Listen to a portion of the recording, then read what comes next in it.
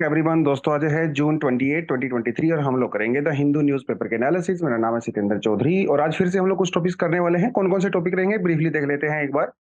तो आज हम लोग एक केस स्टडी करने वाले हैं और ये केस स्टडी रहेगी मॉब लिंचिंग के बारे में, क्योंकि महाराष्ट्र से बड़ी ही एक अनफॉर्चुनेट सी न्यूज आई है जहां पे कुछ काउ विजिलेंटीज ने एक मॉब लिंचिंग किया है। तो जीएस पेपर 4 से आज हम इसके बारे में जानेंगे। उसके बाद यूनिफॉर्म सिविल कोड के बारे में बात करेंगे। हालांकि पुराना सा टॉपिक है, बहुत बार बात कर चुके हैं, लेकिन अभी रिसेंटली न्यूज में इसलिए है क्योंकि कल हमारे प्राइम मिनिस्टर ने ये कहा है कि इंडिया को यूनिफॉर्म सिविल कोड की रिक्वायरमेंट है। तो यूनिफॉर्म सिविल कोड क्या होता है, इसके आने से क्या क्या बेनिफिट हो सकता है, इसके लिए चैलेंजेस क्या हैं, तो थोड़ा उसको हम लोग बात करेंगे। ये टॉपिक इस तरह के जो है आपको ज्यादातर मेंस के परस्पेक्टिव से या इंटरव्यू में हेल्प कर देते हैं। उसके अलावा जीआई टैग के बारे में बात करेंगे। उत्तर प्रदेश से कुछ प्रोडक्ट्स को जीआई टैग मिला है। जीआई टैग क्या होता है, जिस प्रोडक्ट को ये मिल जाता है उसका बेनिफिट क्या होता है, कौन कौन से रूल्स और रेगुलेशंस होते हैं जीआई टैग का रिगार्डिंग, और किन प्रोडक्ट को जीआई टैग मिला है उसके बारे में बात करेंगे। तो ये आप इकोनॉमी वाले सेक्शन से भी और ज्योग्राफी वाले सेक्शन दोनों से कवर कर सकते हो। Geographical indicator basically GI tag का मतलब होता है। इंडिया यूएसए के बीच में रिलेशन वैसे तो बड़े अच्छे खासे चल रहे हैं, लेकिन डिजिटल प्लेटफॉर्म की जब हम लोग बात करते हैं या डिजिटल इकोनॉमी की बात करते हैं, यहाँ पे अभी भी कई सारे बैरियर्स नजर आ रहे हैं। ज्यादा लंबा चौड़ा टॉपिक नहीं है, छोटा सा टॉपिक है, लेकिन यस इंपॉर्टेंट पॉइंट्स हैं यहाँ पे काफी ज्यादा, और मेंस के लिए एक अच्छा खासा कंटेंट भी यहाँ से बन जाता है। एक क्वेश्चन भी प्रैक्टिस आप लोग यहाँ से कर सकते हो। उसके अलावा एनआईआरएफ ने अभी इंडिया के जो टॉप 100 इंस्टीट्यूशंस हैं उनकी एक लिस्ट इशू किया था। ये टॉपिक हम लोगों ने बहुत अच्छे से किया था एनआईआरएफ के बारे में, उसके पैरामीटर्स कौन से होते हैं ऑल दैट। उसी के बारे में एक छोटा सा एडिटोरियल दिया गया है आज। आई वुड से कि बहुत ज्यादा इंपॉर्टेंट नहीं है, लेकिन हाँ थोड़ा सा पुराने नोट्स के अंदर आप डेफिनेटली अपडेट कर सकते हो, क्योंकि न्यूज़पेपर पढ़ने का मजा इसी में आता है कि आप अपने नोट्स को अपडेट करते रहते हो। टाइम टू टाइम नई नई न्यूज आती रहती हैं, एक्सटेंशन होती रहती है उस हिसाब से। चलिए जी, तो पढ़ते हैं पहले टॉपिक पे। लेकिन ये पिक्चर आपको दिखाना चाहूंगा मैं यहाँ से। देखिए कई बार क्या होता है ना, बहुत छोटा-सा कंटेंट होता है, वहाँ से क्वेश्चन आ जाता है, और कई बार हम लोग पीएचडी कर लेते हैं कंटेंट में, टॉपिक में, और वहाँ से क्वेश्चन आता नहीं है। देखिए, ये एक ना छोटा-सा क्या है, ये एक कंपनी के द्वारा बनाया हुआ, जिस कंपनी का नाम है इंटेल, आपको अच्छे से पता ही होगा, सबके लैपटॉप में इंटेल का जो है मदरबोर्ड वगैरह रहता है। तो इंटेल कंपनी ने अनाउंस किया है कि उसने एक नया क्वांटम कंप्यूटिंग चिप बनाया है, और इस चिप का नाम है टनल फॉल्स। ये आपने याद कर लेना है, इस पे रट्टा मार लो, टनल फॉल्स। तो आपके से एग्जाम में सीधा पूछेगा that tunnel falls was recently in news, it is related to which of the following things.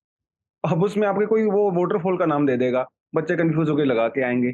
But ऐसा नहीं है भाई, ये एक semi conductor quantum computing chip का नाम है टनल फॉल्स। किसने बनाया है? इंटेल कंपनी ने बनाया है। कितना क्यूबिट है? 12 क्यूबिट है।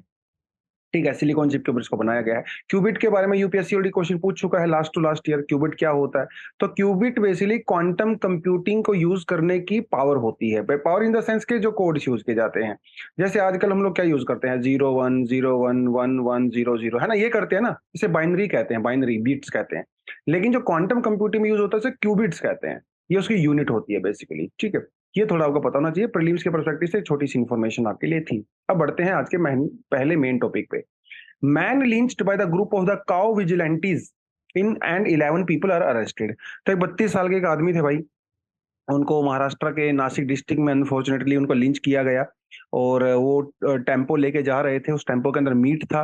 तो जो काउ विजिलेंटीज हैं उन्होंने उसको रोका और ये देखा कि उसकी गाड़ी के अंदर मीट पड़ा हुआ है। तो उन्होंने ये अंदाजा लगा लिया कि गाय का मीट है, काउ मीट है, और उसको पीट के उसको मार दिया। मॉब लिंचिंग यहाँ पे हो गई बाय दीज गो रक्षक्स। अब यहाँ पे ना कई सारी चीजें जो है सवाल खड़े होते हैं। पहली बात तो ये देखने से आप बता नहीं सकते कि वो मीट गाय का है। दूसरी बात, अगर वो मीट गाय का भी है तो भैया हमारे पास एक लॉ एंड ऑर्डर नाम की एक चीज होती है, एक कानून नाम की चीज होती है, एक पुलिस नाम की चीज होती है। तो आप वहां पे जाके कंप्लेंट करिए, क्योंकि दिस इज इलीगल। इलीगल है तो आप वहां पे जाके कंप्लेंट करिए, ऑन द स्पॉट आप जस्टिस मत दीजिए। ये जंगल राज नहीं है, ये एक सिविलाइज सोसाइटी है, एक डेमोक्रेटिक सोसाइटी है, जहाँ पे जुडिशरी है, पुलिस है, वो अपने तरीके से अपना काम करती है। तो इसीलिए यह जो है यहाँ पे केस स्टडीज बनती है। तो केस स्टडी का तो ये आपको जो पूरा पूरा पूरा बताएंगे वो केस स्टडी में कि क्या क्या चीजें यहाँ पे हैं। तो बहुत सारे स्टेक होल्डर्स भी यहाँ पे होंगे, है ना। अब स्टेक होल्डर्स यहाँ पे कई सारे हैं। कौन कौन से स्टेक होल्डर हैं? पहली बात तो जिन लोगों ने, जो मोब है, वो भी एक यहाँ पे स्टेक होल्डर बनेगा। जिन लोगों की डेथ हुई है, जो विक्टिम्स हैं, है ना, वो भी यहाँ पे एक स्टेक होल्डर है। सोसाइटी एट ए लार्ज, वो भी यहाँ पे एक स्टेक होल्डर है। पुलिस की अगर बात करें, यस, वो भी यहाँ पे एक स्टेक होल्डर है। एडमिनिस्ट्रेशन भी यहाँ पे स्टेक होल्डर है। ठीक है, तो स्टेक होल्डर्स तो बहुत सारे हैं यहाँ पे, लेकिन कौन कौन से एथिकल इश्यूज यहाँ से जनरेट होते हैं इस पर्टिकुलर केस स्टडी से? आप कौन से एथिकल इश्यूज होते हैं जो आपको एग्जाम में लिखने रहते हैं? देखिए, या फिर इसको कारण भी लिख सकते हो, ठीक है, कौन कौन से कॉजेज हैं या एथिकल इश्यूज इन्वॉल्व हैं। मैं डायलामीज की बात नहीं कर रहा हूँ, इश्यूज की बात कर रहा हूँ। सबसे बड़ी बात यह है कि भैया समाज में जो है टॉलरेंस बढ़ रही है ना। इतना तो टॉलरेंस लोगों के अंदर है ही नहीं कि आप बात सुने, अपना आर्गुमेंट रखें, अगले आर्गुमेंट सुने, इतना तो समाज में टॉलरेंस है ही नहीं। तो टॉलरेंस की कमी की वजह से जो है इस तरह की चीजें होती हैं। खास कर टॉलरेंस किसी खास पर्टिकुलर कम्युनिटी के लिए भी हो सकती है, ये टॉलरेंस खास किसी ग्रुप्स के लिए भी हो सकती है, और कभी कभी ये इनटॉलरेंस जो होती है वो किसी खास इंडिविजुअल के लिए भी हो सकती है। इसलिए उनको स्पेशली टारगेट किया जाता है। Increase increase increase decrease tolerance और इंक्रीज इनटॉलरेंस, आप इस तरह से लिख सकते हो, ठीक है। डिक्रीजिंग द टॉलरेंस और इंक्रीजिंग द इनटॉलरेंस, तो ये आपका एथिकल इश्यूज यहाँ पे बनता है। दूसरी बात, लोगों में एम्पथी नहीं है, ठीक है। एम्पथी का मतलब क्या होता है? एम्पथी का मतलब होता है कि भाई किसी के दुख और दर्द को समझना जैसे वो आपका दुख और दर्द हो, उसे एम्पथी कहते हैं। तो मॉब लिंचिंग के अंदर जो वायलेंस होता है ना, किसी भी पर्सन के अगेंस्ट में जब किया जाता है, तो मॉब के द्वारा जो किया जाता है, इसका मतलब ये हुआ कि उनके अंदर दया भावना, कंपैशन नहीं है। किसी को मार रहे हैं, पीट रहे हैं, उसकी चमड़ी उधेड़ रहे हैं, उसके बाल खींच रहे हैं, उसको लाठियों से मार रहे हैं, अरे भाई थोड़ा अगले आदमी का दर्द समझो। तो लैक ऑफ एम्पथी यहाँ पे होती है। दूसरी चीज, आप कह सकते हो कि स्टेट का फेलियर है। It's a failure of state also, क्योंकि स्टेट मशीनरी के अंदर लोगों का भरोसा ही नहीं है, पुलिस के अंदर लोगों का भरोसा नहीं है, जुडिशरी के अंदर लोगों का भरोसा नहीं है। लोगों को लगता है अगर इसको पुलिस के पास ये केस जाएगा तो पुलिस इसको छोड़ देगी, है ना। ऊपर से जो स्टेट पुलिस की इंटेलिजेंस है उसका भी फेलियर है। उनको पता ही नहीं चल रहा है कि भैया ये केसेस कहाँ पे हो रहे हैं, क्यों हो रहे हैं, उसको कैसे कंट्रोल करें। तो ये फेलियर ऑफ स्टेट भी यहाँ पे नजर आता है। लैक ऑफ विजडम, है ना। तो ये आप लैक ऑफ विजडम टॉलरेंस के साथ जोड़ के भी देख सकते हो। लैक ऑफ विजडम, लोगों ज्यादा समझते नहीं है, और भीड़ होती है, भीड़ का कोई चेहरा होता नहीं है, सोचने समझने की क्षमता नहीं होती, और प्रोपागेंडा जो है वो यहाँ पे फैलाते हैं, है ना। बहुत बार ये प्रोपागेंडा पॉलिटिकल भी होता है, बहुत बार ये प्रोपागेंडा जो है रिलीजियस भी हो सकता है ना। वोट बैंक की पॉलिटिक्स भी भैया यहाँ पे होती है ना। ये सारी चीजें अनफॉर्चुनेटली यहाँ पे हैं, और it is against the greatest good, it is against the greatest good. तो महात्मा बुद्ध ने क्या कहा है? उन्होंने कहा है कि समाज में ऐसा काम करो जो ज्यादा से ज्यादा लोगों के लिए बेनिफिशियल हो, समाज के लिए जो है बेनिफिशियल हो।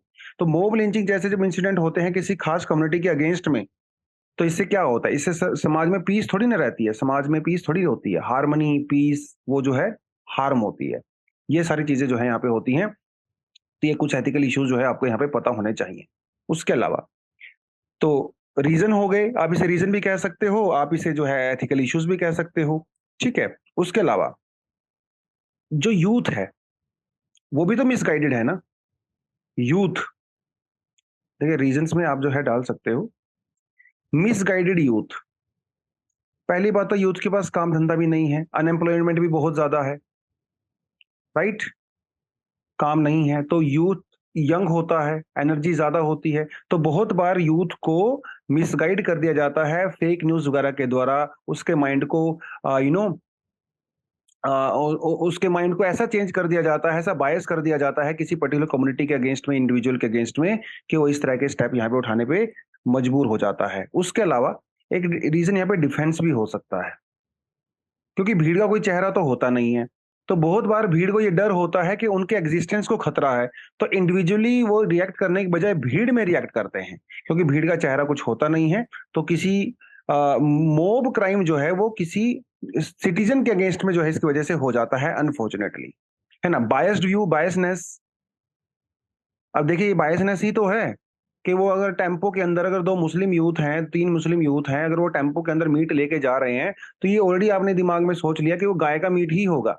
अरे भाई, वो किसी दूसरे जानवर का भी हो सकता है। तो ये बायसनेस जो है फैलाई जाती है, सोशल मीडिया का मिसयूज़ किया जाता है, वो सारी की सारी चीज़ें यहाँ पे रहती हैं। और प्रोपेगेंडा वगैरह का मैंने आपको बता दिया, जो कि यहाँ पे अनफॉर्चुनेटली होता है। बट क्या कर सकते हैं? स्टेप्स जो है, हम लोग यहाँ पे क्या ले सकते हैं आंसर लिखने के लिए, ठीक है? पहली बात तो भैया जो स्ट्रिक्ट एक्शन लीजिए, है ना? क्योंकि एक बार मॉब लिंचिंग का केस हुआ, मान लो कंप्लेंट भी हो गई, आपने खिलाफ एक्शन लिया नहीं, तो नेक्स्ट टाइम वो मोटिवेट हो जाते हैं और ज़्यादा मॉब लिंचिंग करने के लिए, क्योंकि उनको पता है कि पिछले एक्शन का कोई खास रिएक्शन नहीं हुआ था। तो ये स्ट्रिक्ट एक्शन लेना यहाँ पे ज़रूरी है, एग्ज़ाम्पल सेट करना यहाँ पे ज़रूरी है, इस तरह के लोगों के लिए, है ना? लोगों को टाइम टू टाइम वार्निंग भी दिया जाना चाहिए, वार्निंग ज़रूरी है। उसके अलावा इस तरह के जो केस अगर जुडिशरी के पास जाते हैं, तो वो फास्ट ट्रैक होने चाहिए। जल्दी से जल्दी जो है उनका निपटारा होना चाहिए, फास्ट ट्रैक कोर्ट्स के अंदर जाएँ और कन्विक्शन रेट आप इंक्रीज़ करिए, क्योंकि फास्ट ट्रैक कोर्ट होगा तो कन्विक्शन रेट इंक्रीज़ होगा।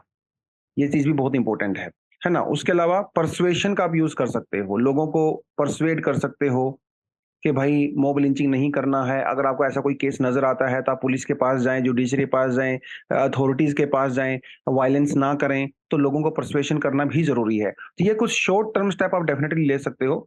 अगर आप लॉन्ग टर्म की स्टेप की बात करें, तो उसके लिए तो आप अलग से कुछ स्पेसिफिक लॉज़ बना सकते हो।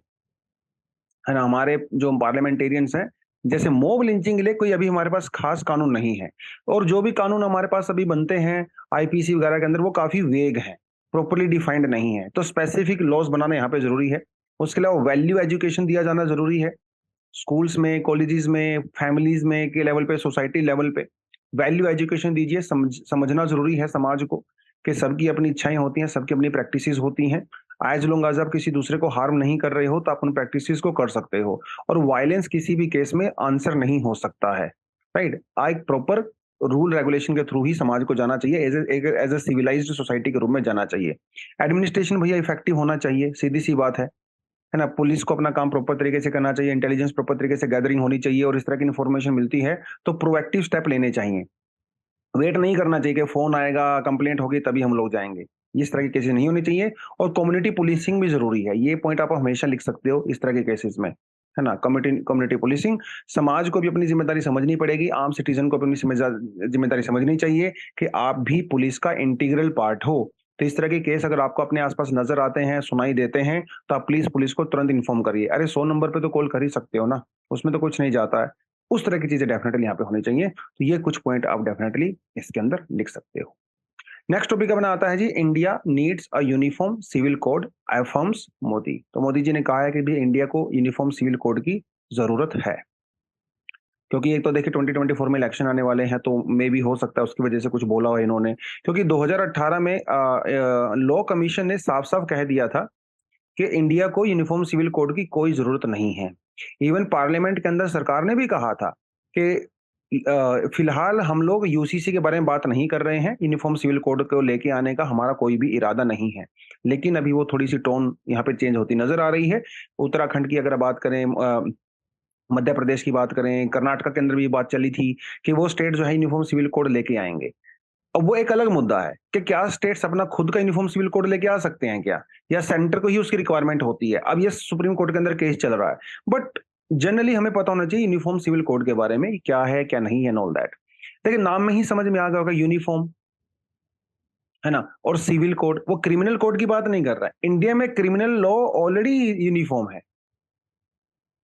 ठीक है? हमारे पास सीआरपीसी है, हमारे पास आईपीसी है, Indian penal code, criminal procedure code, है ना?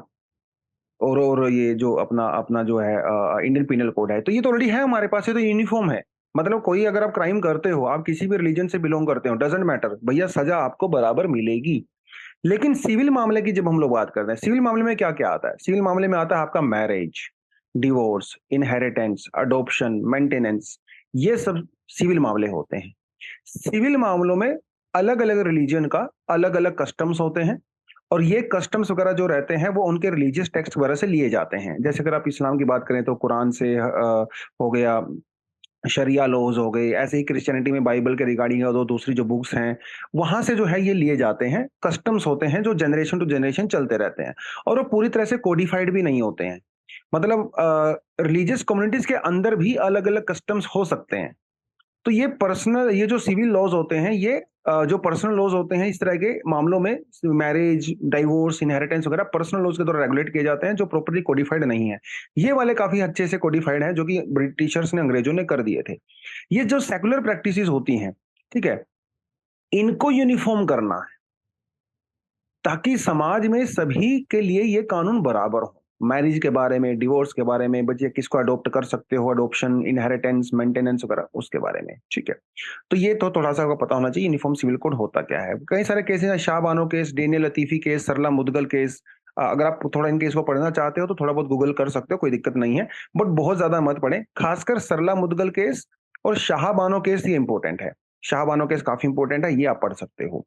उसके अलावा जैसे हमारे पास बी एन राव कमेटी है और जॉर्डन जो है दिनेग कमेटी है, केस के अकॉर्डिंग बनाई गई थी। ये थोड़ा-सा आप देख सकते हो, ज़्यादा मत पढ़ना इसमें डिटेल में, इतना हमें कोई लॉ का पेपर नहीं देना, सिविल सर्विसेज का पेपर देना है। करंटली ये न्यूज़ में क्यों था? करंटली इसलिए न्यूज़ में था क्योंकि उत्तराखंड के चीफ मिनिस्टर पुष्कर सिंह धामी जी ने कहा है कि उत्तराखंड जल्दी ही यूनिफॉर्म सिविल कोड लेके आएगा। क्यों? क्योंकि आर्टिकल 44 के अंदर इसको बोला गया है। आर्टिकल 44 क्या कहता है? दैट स्टेट, ये वर्ड फोकस करो, state, state shall endeavour to secure a UCC for the citizen throughout the territory of India. Uttarakhand भी तो भैया एक स्टेट ही है ना। तो क्या एक स्टेट गवर्नमेंट सेपरेटली लेके आ सकती है या फिर ये सिर्फ और सिर्फ सेंट्रल गवर्नमेंट का पार्ट है? ये अभी मामला सुप्रीम कोर्ट में है कि भैया क्या स्टेट का मतलब सिर्फ यूनियन होता है या स्टेट गवर्नमेंट होता है? यूजुअली स्टेट का मतलब स्टेट गवर्नमेंट भी होता है, अगर हम लोग दूसरे वर्डिक्ट्स की बात करें। तो एक एक वो अलग से मामला यहाँ पे चलता है, ठीक है? क्योंकि 7th शेड्यूल की बात करें तो कनकरेंट लिस्ट के अंदर आता है, तो इसमें स्टेट बना सकता है। ये पुराना टॉपिक है, पुराना कंटेंट है, आपके पास पहले से होगा। जो मैं आपको करवाना चाहता हूँ वो ये है, यूनिफॉर्म सिविल कोड अगर इंडिया में आ जाएगा तो क्या उसका एडवांटेज होगा? और क्या-क्या चैलेंजेस हैं यानी कि डिसएडवांटेजेस हैं? पहली बात तो इक्वालिटी, ठीक है? इंडिया एक सेमी सेक्युलर डेमोक्रेसी है और ऐसी बात भी नहीं है कि इंडिया में भैया यूनिफॉर्म सिविल कोड है नहीं। गोवा वगैरह के अंदर ऑलरेडी सी यूनिफॉर्म सिविल कोड है, मतलब वहाँ पे कुछ एक्सेप्शंस हैं, बट फिर भी आप ये कह सकते हो कि 90% यूनिफॉर्म सिविल कोड वहाँ पे है, पुडुचेरी में वगैरह में भी इसको यूज़ किया जाता है। तो अगर पूरे इंडिया में आ जाएगा तो क्या दिक्कत है? जब गोवा के अंदर सक्सेसफुली काम कर ही रहा है, तो इंडिया में भी कर सकता है। तो इक्वालिटी की बात यहाँ पे है। इंडिया एक सेक्युलर डेमोक्रेसी है, तो कॉमन सिविल और पर्सनल लॉज़ इंडिया में जो होते हैं, वो डेफिनिटली सबके लिए बराबर होने चाहिए, irrespective of religion, caste, class, gender, caste etcetera. इससे जेंडर डिस्क्रिमिनेशन भी कम हो जाएगा क्योंकि कई रिलीजियस प्रैक्टिसेस कस्टम्स हमारे ऐसे हो सकते हैं जिसमें महिलाओं के साथ डिस्क्रिमिनेशन किया जाता है बिकॉज हमारी पैट्रियार्कल सोसाइटी है ना। चाहे वो मेंटेनेंस के मामले में हो, चाहे वो डिवोर्स के मामले में हो, इनहेरिटेंस के मामले हो, महिलाओं को अधिकार कम होते हैं as compare to man, property rights वगैरह में।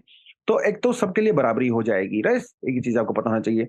सोशल रिफॉर्म्स ऑफ कोर्स, क्योंकि एक तो आर्टिकल 44 जो डीपीएस पे दिया गया है तो ये कहता है कि भैया देखिए जब 1947 में इसके लिए बात चली थी, जब हम लोग कॉन्स्टिट्यूशन बना रहे थे उसके बाद में, तो उन्होंने कहा कि देखिए यूनिफॉर्म सिविल कोड इंडिया में फ्यूचर में आ सकता है, जब सोसाइटी अंदर से रिफॉर्म करेगी, है ना? तो सोसाइटी के अंदर से खुद आवाज़ आनी चाहिए कि अभी हम लोग तैयार हो गए हैं, जो पैट्रियार्कल माइंडसेट था वो अब नहीं है समाज के अंदर, तो रिफॉर्म्स अंदर से आते हैं, चाहे रिलीजियस रिफॉर्म हो, सोशल रिफॉर्म्स हो। तो एक तो ये आना चाहिए, अभी आज़ादी को इतने साल हो गए हैं, तो ऑफ कोर्स कुछ ना कुछ तो इसके बारे में होना ही चाहिए, है ना? सिंप्लीफाई लीगल मैटर्स, कितने सारे कॉम्प्लिकेटेड और कॉम्प्लेक्स मैटर हमारे यहाँ पे होते हैं। कुछ personal law, civil law, supreme court की judgments, guidelines and all that. तो अगर यूनिफॉर्म सिविल कोड आ जाएगा तो ये जो जितने भी केस हैं बहुत जल्दी डिस्पोज हो सकते हैं। नहीं तो ये केस सालों साल लटके रहते हैं, जुडिशरी के ऊपर बर्डन रहते हैं, है ना? 10 साल, 20-20 साल तक केस चलते रहते हैं यार। तो ये सारी चीजें हो जाएंगी और नेशनल इंटीग्रेशन भी होगा। अभी हर रिलीजन का अपना पर्सनल लॉ है, तो इसकी वजह से इंटीग्रेशन नहीं हो पाता समाज में। वो एक फीलिंग आती है कि अच्छा ये तुम हो, ये मैं हूँ, ये वो है, ये वो है। यूनिफ़ॉर्म हो जाएगी चीज़ें तो एक नेशनल इंटीग्रेशन डेफिनिटली यहाँ पे बनेगी। एक एक यूनिटी वाली फीलिंग डेफिनिटली यहाँ पे आएगी। है ना? देखिए कितने सारे कानून हैं इंडिया में, है ना? जो अलग-अलग जो है वो किए जाते हैं यहाँ पे अनफॉर्चुनेटली। बट इतना आसान नहीं है। बेनिफिट इतने सारे हैं और आर्टिकल 44 भी कहता है, लेकिन still there are lot of challenges, disadvantage भी कह सकते हो। पहली बात तो इंडिया बहुत डाइवर्स कंट्री है। हमारे यहाँ पे इवन कम्युनिटीज के अंदर भी अलग-अलग प्रैक्टिसेस होती हैं। जैसे अगर बात करें, जैसे मान लो इवन हिंदूज की अगर बात करें, हिंदूज में अगर आप जाएं तो साउथ इंडिया के अंदर जो है सेकंड कजन्स के अंदर शादी होना बड़ी आम बात है। मतलब मामा के साथ भांजी की शादी होना बड़ी आम सी बात है। वहीं अगर आप नॉर्थ ईस्ट में जाओ जहाँ पे 200 से ज्यादा ट्राइब्स रहती हैं, उन ट्राइब्स की अलग अलग कस्टम्स हैं। हिंदी इंडिया में कई सारी ऐसी कम्युनिटीज हैं जहाँ पे फर्स्ट कजन के साथ मैरिज करना बड़ी आम सी बात है। तो ये जो कस्टमरी लॉज हैं, आप इनको कैसे यूनिफॉर्म कर सकते हो? जैसे स्पेशल मैरिज एक्ट हमारे पास है 1954। यहां पे ये कहा गया कि अगर आप डिफरेंट कास्ट से या डिफरेंट रिलीजन से बिलोंग करते हो तो आप लीगल तौर पे शादी कर सकते हो। बट यहां पे भी फर्स्ट कजन्स के बीच में शादी को अलाउड नहीं किया गया है। जबकि कई सारी ऐसी हमारे यहाँ पे कम्युनिटीज हैं जहाँ पे कॉमन प्रैक्टिस है, पहले फर्स्ट कजन के बीच में, मतलब चाचा की लड़की के साथ मामा ताऊ जी के लड़के के साथ शादी करना यहाँ पे कॉमन है। तो वो सब चीजें यहाँ पे नहीं हो पाएंगी। उसके अलावा फॉल्स परसेप्शन है। अब है ना, मतलब यूसीसी को there are still the false perception about the UCC among the communities. This makes the rational debate on its implementation quite difficult. तो कुछ कम्युनिटीज को ऐसा लग सकता है, चाहे वो कोई भी रिलीजन हो, कि जो यूसीसी आने से उनके कस्टम्स खत्म हो जाएंगे, उनकी ट्रेडिशनल वैल्यूज खत्म हो जाएंगी, इसीलिए वो डिबेट और डिस्कशन भी नहीं करना चाहते। अरे, डेमोक्रेसी में डिबेट डिस्कशन तो बिल्कुल फंडामेंटल सी चीज होती है ना। और कुछ लोग कहना है कि भैया हमारा जो आर्टिकल 25 है, आर्टिकल 26 है, ये राइट टू रिलीजियस प्रैक्टिसेस की बात करता है, तो ये हमारे फंडामेंटल राइट का वायलेशंस भी होगा। हालांकि सुप्रीम कोर्ट ने ऐसा कहा है कि अगर फंडामेंटल राइट और ह्यूमन राइट, अगर दोनों के बीच में से चूज करना पड़े तो ह्यूमन राइट्स की तरफ ज्यादा जाते हैं। और जब हम लोग वीमेन राइट्स की बात करते हैं तो वो एक ह्यूमन राइट्स का पार्ट होते हैं। तो कई सारी ऐसी जजमेंट आ भी चुकी हैं सुप्रीम कोर्ट की जहां पे उन्होंने फंडामेंटल राइट के ऊपर वीमेन राइट्स को जो है ज्यादा प्रेफरेंस दिया है। तो वो तो एक सुप्रीम कोर्ट ऑलरेडी बोल चुका है उस मामले में। तो उसके अलावा पॉलिटिकल विल पावर चाहिए भाई। अभी हमारे यहाँ पे सरकारें जो भी हैं, पॉलिटिकल पार्टीज हैं, वो इतनी हिम्मत ही नहीं कर पाती कि यूसीसी के बारे में बात भी करें। जो कोई भी हल्का सा यूपीसीसी के बारे में बात करता है तो तुरंत हंगामा खड़ा हो जाता है। तो ये सारी चीजें हमारे यहाँ पे हैं। और बहुत सारे हमारे यहाँ पे जैसे माइनॉरिटी कम्युनिटीज हैं, ट्राइबल कम्युनिटीज हैं, उनके अपने कस्टम्स हैं। आप उनको कैसे यूनिफॉर्म करोगे? है ना, साउथ सेंट्रल इंडिया में, साउथ इंडिया में, नॉर्थ ईस्ट इंडिया में तो यूनिफॉर्म सिविल कोड तो उनके ऊपर भी लागू होगा। लेकिन कॉन्स्टिट्यूशन उनको स्पेशल प्रोटेक्शन प्रोवाइड करवाता है। जैसे नागालैंड में, मेघालय में, कितनी सारी, अरुणाचल में इतनी कम्युनिटीज हैं, उनको स्पेशल प्रोटेक्शन दिया गया है ना। हमारे पास शेड्यूल 5 है, शेड्यूल 6 है। तो क्या आप उन शेड्यूल को खत्म कर दोगे क्या? ऐसा तो नहीं होगा। तो ये लीगल भी बहुत सारे इश्यूज यहाँ पे हैं। लेकिन इसका मतलब ये नहीं है कि हम लोग बात नहीं कर सकते। कहीं ना कहीं बात तो डेफिनेटली कर ही सकते हैं। और हमारा जो लॉ कमीशन है वो भी कई चीजें बोलता है यहाँ पे। लॉ कमीशन ने जैसे डाउरी, ट्रिपल तलाक वाले केस में, चाइल्ड मैरिज वाले केस में, ठीक है, और भी कई सारे केसेस में लॉ कमीशन ने कहा है कि इंडिया में मतलब 2018 की मैं बात कर रहा हूँ, जिसमें लॉ कमीशन ने कहा था कि फिलहाल, हाँ, ये बात तो है कि अलग अलग कस्टम्स की वजह से कुछ वीमन को डिसएडवांटेज होता है। लेकिन जिस तरह से इंडिया में डाइवर्सिटी है, India, there is neither necessary nor desirable at this stage. साफ साफ लिखा हुआ है लॉ कमीशन ने, that commission did not recommend the uniform civil code because this is not necessary and this is not desirable at this stage। Future के लिए छोड़ दिया। लेकिन अभी देखते हैं, अभी लॉ कमीशन की नई रिपोर्ट आएगी, उसमें लॉ कमीशन क्या कहता है। लेकिन यूजली लॉ कमीशन जो होता है वो सरकार के हिसाब से ही चलता है। ठीक है, चलिए जी। तो ये तो 3 बड़े इंटरेस्टिंग से टॉपिक हमारे यहाँ पे हो गए हैं। उसके अलावा सैटरडे को हम लोग एक अपनी क्लास रखते हैं करंट अफेयर की, जिसमें पूरे हफ्ते भर का करंट अफेयर हम लोग कवर करते हैं, प्रीलिम्स के पर्सपेक्टिव से, मेंस के पर्सपेक्टिव से भी। जैसे कि आपको पता है, अगर आप वनडे एग्जाम वगैरह देते हो तो वैसे भी वो 1 से 1.5 साल का करंट अफेयर आपको चाहिए। यूपीएससी के लिए तो कम से कम आपको 2 साल का करंट अफेयर चाहिए। तो इन चीजों को आप जो है अभी से तैयारी करना शुरू कर दो। ये कोड यहाँ पे आप स्कैन कर सकते हो, क्लासेस को ज्वाइन कर सकते हो। SC1000 कोड अगर आप लगाओगे तो 1000 रुपीज का आपको डिस्काउंट मिल ही जाएगा। फाउंडेशन कोर्स अगर आप ज्वाइन करना है, ये व्हाट्सएप नंबर नीचे दिया हुआ है, आप इस पे मैसेज करके पूरी इंफॉर्मेशन ले सकते हैं। चलिए जी। 7 products from the UP gets GI tag. तो भैया 7 नए प्रोडक्ट्स को जीआई टैग मिल गया है उत्तर प्रदेश के अंदर। थोड़ा थोड़ा बस आपको इनके बारे में पता होना चाहिए, बहुत ज्यादा इंफॉर्मेशन की आपको रिक्वायरमेंट यहाँ पे है नहीं। जीआई टैग क्या होता है, थोड़ी सी इंफॉर्मेशन आपको दे देता हूं। देखिए, जीआई टैग किसी भी प्रोडक्ट को दिया जाता है जो किसी खास ज्योग्राफिकल लोकेशन के लिए स्पेसिफिक होता है। जैसे आप ये मान लीजिए, जैसे आगरा का पेड़ा, है ना? कांचीपुरम साड़ियाँ हो गई, जैसे जैसे जैसे जैसे आप दार्जिलिंग चाय की बात कर लीजिए, राइट? ये जो चीज़ें होती हैं किसी खास रीजन से बिलॉन्ग करती हैं। किसी खास टाउन से, किसी खास सिटी से, किसी खास कंट्री से, और इनकी खासियत यूनिकनेस बनाए रखने के लिए इनको लीगल तौर पे प्रोटेक्शन किया जाता है। अब मान लो मैं रहता हूँ कानपुर में, कानपुर में मेरी मिठाई की दुकान है और मैं पेड़े बनाता हूँ, और मैं उन पेड़ों को ये कह के बेच देता हूँ कि भाई ये पेड़ा तो आगरा का है, आगरा का पेठा है या कहीं का पेड़ा है, लेकिन बना रहा हूँ कानपुर में, तो ये उस प्रोडक्ट का इल्लीगल यूज़ हो जाएगा मेरे द्वारा। समझे? अगर मैं करनाल में बैठ के साड़ियाँ बना रहा हूँ और मैं ये कह के बेचूँगा ये तो कांचीपुरम साड़ी है, तो ये इल्लीगल यूज़ होगा, मेरे ऊपर केस हो सकता है और मेरे को जेल में भी जाना पड़ सकता है। तो उस प्रोडक्ट की यूनिकनेस बनाए जाने के लिए जो लोग उसको सालों साल से, सदियों से प्रैक्टिस करे आ रहे हैं, जनरेशन टू जनरेशन, उसको प्रोटेक्ट करने के लिए ये जीआई टैग दिया जाता है। तो उस प्रोडक्ट के ऊपर लगाया जाता है ताकि उसका जो ट्रेडिशनल मेथड है, वो प्रॉपर तरीके से सिक्योर रहे, उसकी जो स्पेसिफिक क्वालिटीज़ हैं, वो सिक्योर रहें, ठीक है? उसकी रेपुटेशन बेसिकली इज़्ज़त बनी रहे उसको, इसीलिए जो है उसको जो है वो किया जाता है। Spirit drinks, wine, food stuff, agriculture product, handicraft, industrial product किसी को भी दिया जा सकता है, और ये किसी इंडिविजुअल पर्सन को नहीं मिलता है, ये उस खास प्रोडक्ट को मिलता है, ठीक है? जो उस पर्टिकुलर जगह पे बनाया जाता है। एक तो आपको थोड़ा-सा ये पता होना चाहिए, अगर हम लोग इंटरनेशनल कानून की बात करें, तो हमारे पास पेरिस कन्वेंशन आती है for the protection of industrial property. उसके अलावा जो है इंटेलेक्चुअल प्रॉपर्टी राइट की हम लोग बात करते हैं, डब्ल्यूटीओ में इसको प्रोटेक्शन दिया जाता है, ट्रिप्स के अंडर में। और इंडिया में हमारे पास जो अपना लोकल है, वो है हमारे पास जो कानून है वो अपना geographical indicators of the goods registration and the protection act 1999, इसका जो हेडक्वार्टर है वो चेन्नई के अंदर में है। तो एप्लीकेशंस वगैरह वहां पे दी जाती हैं, और पहला जो प्रोडक्ट था इंडिया में वो था अपना दार्जिलिंग टी। 2004-5 में उसको सबसे पहली बार प्रोडक्ट को दिया गया था। अब तक इंडिया में मेरे ख्याल से 380-390 के आसपास टोटल प्रोडक्ट्स को मिल चुका है जीआई टैग, है ना? आपके स्टेट में जहाँ से आप बिलॉन्ग करते हो या जिस डिस्ट्रिक्ट से आप बिलॉन्ग करते हो, वहाँ के जीआई टैग प्रोडक्ट्स को आप कमेंट सेक्शन में ज़रूर बताएँ। मैं देखना चाहेंगे कुछ इंटरेस्टिंग चीज़ें वहाँ से निकल के आती हैं तो, ठीक है? तो ये लीगल प्रोटेक्शन वगैरह बेसिकली दिया जाता है, जैसे मैंने आपको बताई दी, इसके बेनिफिट क्या-क्या होते हैं, क्वालिटी मेंटेन करना, वो सारी की सारी चीज़ें। तो 7 प्रोडक्ट को यहाँ पे दिया गया है, जो उत्तर प्रदेश से फिलहाल, ठीक है?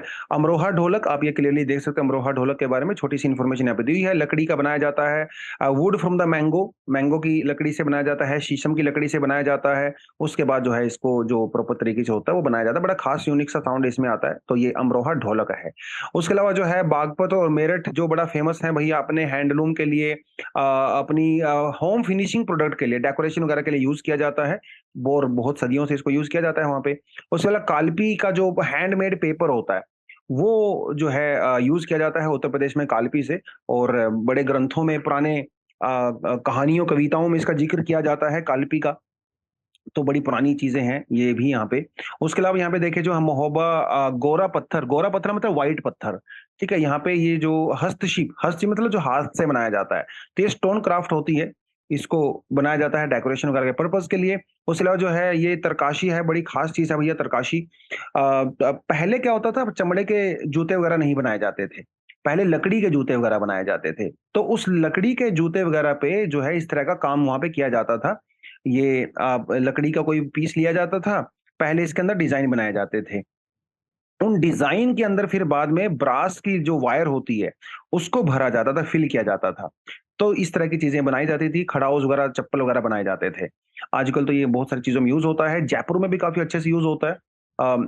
जयपुर के जो महाराज थे सवाई माधो सिंह जी, उन्होंने यूपी से मैनपुरी से स्पेशली कुछ लोगों को इनवाइट किया था।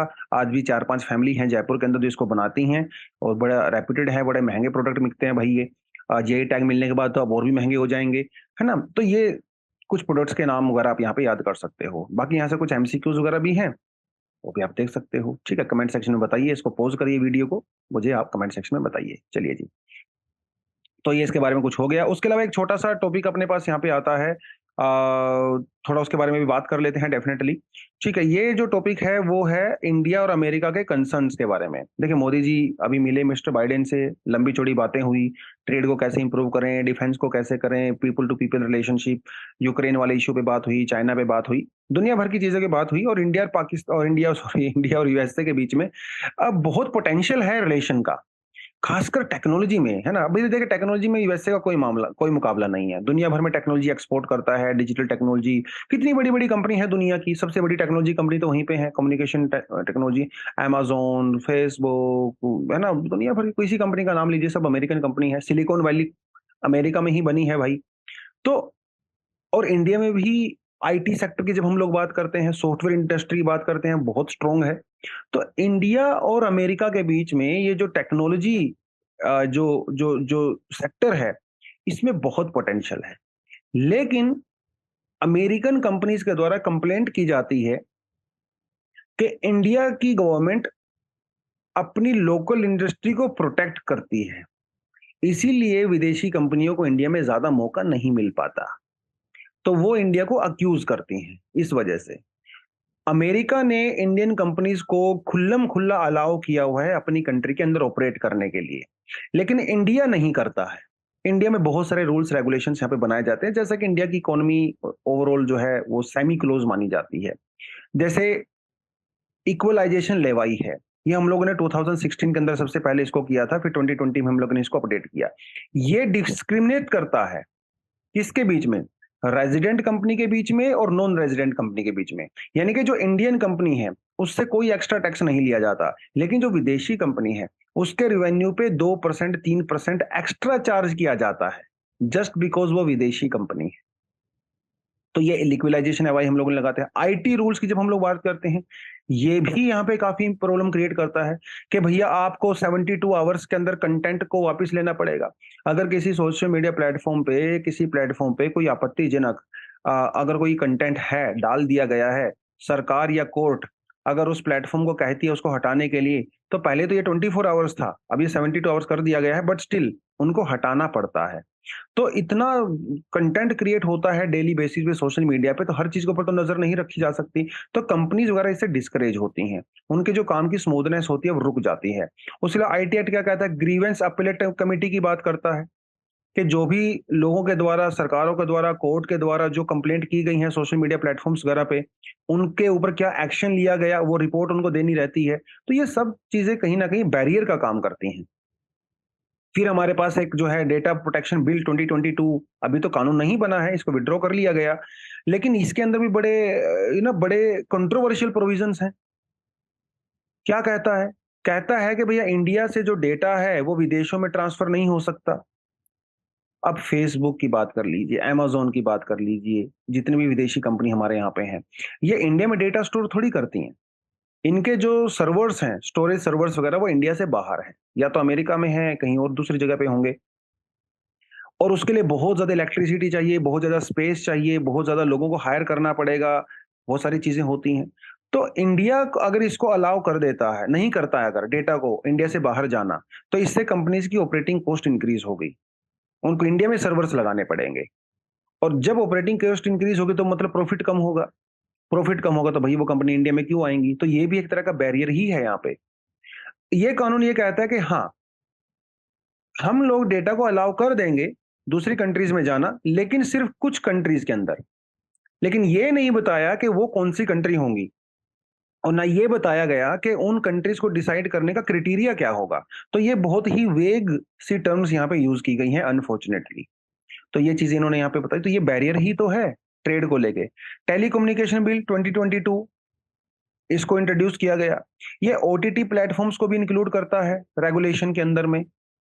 लाइसेंस की रिक्वायरमेंट है भैया आपको। मतलब आप ये चीज़ देख लीजिए, यहाँ पे ये इसकी बात कर रहा है। अब व्हाट्सऐप है। व्हाट्सऐप पे भी तो हम लोग वीडियो कॉल करते हैं।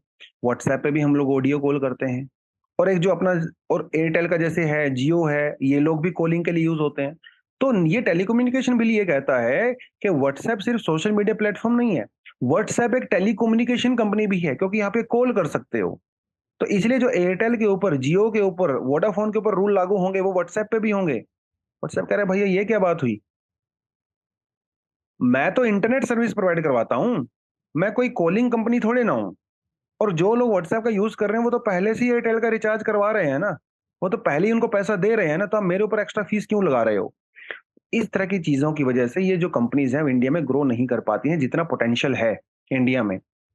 और डिजिटल कंपटीशन एक्ट वगैरह में जो बड़ी-बड़ी कंपनीज होती हैं, उनके ऊपर एक्स्ट्रा जो है रेगुलेशंस लगाए जाते हैं। तो इतने रेगुलेशंस लगाए जाते हैं, तो हर कंपनी को हर छोटी-छोटी चीज़ के लिए लाइसेंस लेना पड़ेगा।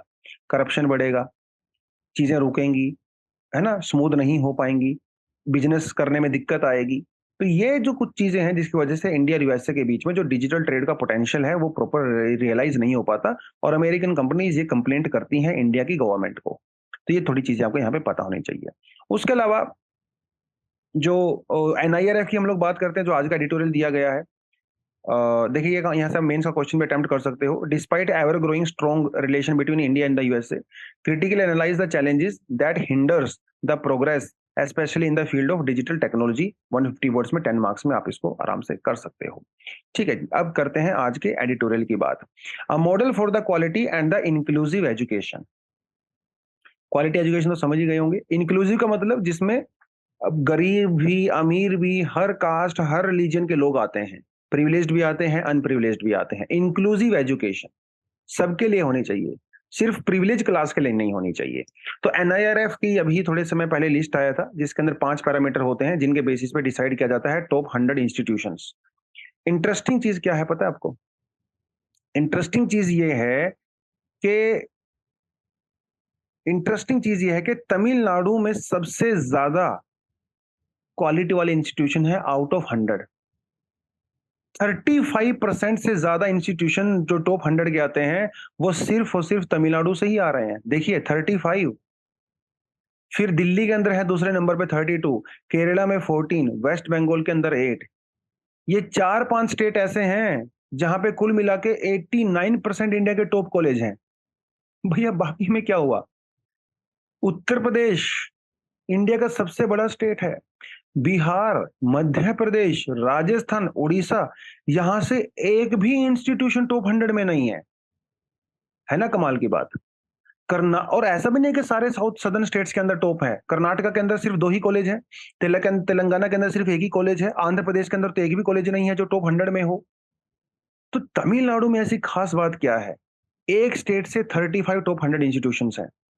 तो देखिए एनआईआरएफ के आप क्वेश्चन उठा सकते हो, कोई दिक्कत नहीं है। लेकिन फिर भी एनआरआईएफ की जो क्रेडिबिलिटी है, वो पिछले कई सालों में यहाँ पे इंक्रीज हुई है। और ज़्यादा से ज़्यादा कॉलेज एनआईआरएफ की रैंकिंग चाहते हैं। अगर वो टॉप 100 में आते हैं, टॉप 20 में आते हैं, तो डेफिनिटली उनकी वैल्यू इंक्रीज़ होती है, ज़्यादा एडमिशन्स होते हैं। कुछ कमियाँ हो सकती हैं एनआईआरएफ के अंदर, लेकिन ओवरऑल इसको काफ़ी अच्छा माना जा रहा है और इसकी क्वालिटी थोड़ी इंप्रूव हुई है, इसमें कोई डाउट नहीं है। तो तमिलनाडु ये जो पोज़ीशन है, वो पिछले कई सालों से है। लास्ट ईयर को छोड़ के लास्ट ईयर पहले नंबर पे दिल्ली था, दूसरे नंबर पे तमिलनाडु था, अदरवाइज़ तमिलनाडु ने हमेशा टॉप किया है। कॉन्सेंट्रेटेड और द डिस्पर्स्ड। अब सवाल ये उठता है कि तमिलनाडु में ये जो कॉलेज है टॉप वाले कॉलेज, क्या वो सिर्फ और सिर्फ अमीरों को बेनिफिट दे रहे हैं या सभी को बेनिफिट दे रहे हैं? देखिए, तमिलनाडु में 3 लोकेशन ऐसी हैं जहां पे ज्यादातर कॉलेज हैं। जैसे चेन्नई की बात करें, जो टॉप रेटेड कॉलेजेस हैं 7-8, वो चेन्नई के अंदर है। दूसरे नंबर पे अगर आप जाएंगे चेन्नई के अलावा कोयम्बटूर, और तीसरे नंबर पे आप जाओगे तो तिरुचिरापल्ली, यहाँ पे भी 5 कॉलेज हैं। इसका मतलब ये हुआ कि तमिलनाडु में ये जो टॉप कॉलेज हैं वो किसी एक जगह पे नहीं है, वो अलग-अलग जगह पे हैं। जिसकी वजह से बहुत सारी बड़ी-बड़ी पॉपुलेशन को, चाहे रूरल पॉपुलेशन हो, चाहे अर्बन पॉपुलेशन हो, सबको वहाँ पे बेनिफिट मिलता है। दूसरी बात, तमिलनाडु के अंदर हाईएस्ट रिजर्वेशन कोटा है फॉर द डिसएडवांटेज पीपल। तो ऐसा हम लोग नहीं कह सकते भैया सिर्फ अमीर लोग ही उनके अंदर एडमिशन्स ले रहे हैं। नहीं, रिजर्वेशन कोटा होने की वजह से गरीब बच्चा भी वहाँ पे एडमिशन ले रहा है। अब कुछ लोग ये कहते हैं कि रिजर्वेशन की वजह से क्वालिटी डाउन होती है। अरे ये अगर होता, क्वालिटी डाउन होती, तो तमिलनाडु के अंदर टॉप में थोड़ी आते। वहाँ पे तो सबसे ज़्यादा रिजर्वेशन है, वो फिर भी टॉप में आ रहे हैं। तो ये कहना कि रिजर्वेशन से क्वालिटी डाउन होती है, तो तमिलनाडु उसका जवाब है आपके पास, केरला उसका जवाब है ना? तो ये भी चीज़ें यहाँ पे हैं। तो रिजर्वेशन पॉलिसी को बहुत अच्छे से इंप्लीमेंट किया गया है तमिलनाडु में, क्वालिटी को ध्यान में रखते हुए। क्वालिटी भी कम नहीं हुई है। तो रूरल एरिया से और अर्बन एरिया से हर जगह से वहां पे लोग सर्व किए जाते हैं। तो क्वालिटी और इंक्लूजन दोनों एक साथ काम कर सकते हैं। तमिलनाडु इसका एग्जाम्पल है। तो जो लोग ये कहते हैं कि नहीं नहीं, ये रिजर्वेशन खत्म करो, क्वालिटी को डिक्रीज होती है रिजर्वेशन से, नहीं, ऐसा नहीं है। आप इंक्लूजन भी कर सकते हो। Different caste, different religion, poor, गरीब आदमी, हर तरह के लोग एजुकेशन ले सकते हैं। लेना भी चाहिए, उनको अधिकार मिलने चाहिए। इसी के तो हम लोग जस्टिस कहते हैं, है ना? इसी को हम लोग इक्विटी कहते हैं, जस्टिस कहते हैं। इक्वालिटी इज डिफरेंट, है ना? इक्वालिटी में यूजली जिन लोगों के पास प्रिविलेज होता है, पैसा होता है, उनको ज्यादा बेनिफिट मिल जाता है। जो लोग गरीब रहते हैं उनके पास तो बेनिफिट नहीं मिलता इक्वालिटी वाले केस में, क्योंकि उनके पास तो पैसा ही नहीं है, एडमिशन नहीं ले सकते, कोटा वगैरह होता है। तो जस्टिस होना चाहिए। इक्वालिटी से बेटर चीज होती है जस्टिस, जिसमें जो कमजोर होता है उसको एक्स्ट्रा पुश दिया जाता है, ताकि वो भी दूसरे के बराबर आ सके। एक बार अगर आप बराबर पे आ जाओगे, फिर आप अपने तरीके से लड़िए, फिर कोई दिक्कत नहीं है। तो ये चीजें हैं जो इस आर्टिकल से आप थोड़ा सा सीख सकते हो। मैं नहीं कहूँगा इस खास आर्टिकल से कोई बड़ा क्वेश्चन बन सकता है, लेकिन हाँ, इस आर्टिकल का यूज़ करके आप कुछ एग्ज़ाम्पल्स वगैरह डेफ़िनेटली अपने एग्ज़ाम के लिए यूज़ कर सकते हो। उसके अलावा दोस्तों कुछ एडिशनल आर्टिकल भी हैं, आप ये पढ़ना चाहो तो ये भी पढ़ सकते हो। तो आज के लिए तो इतना ही है। Thank you very much, all the best, जय हिंद।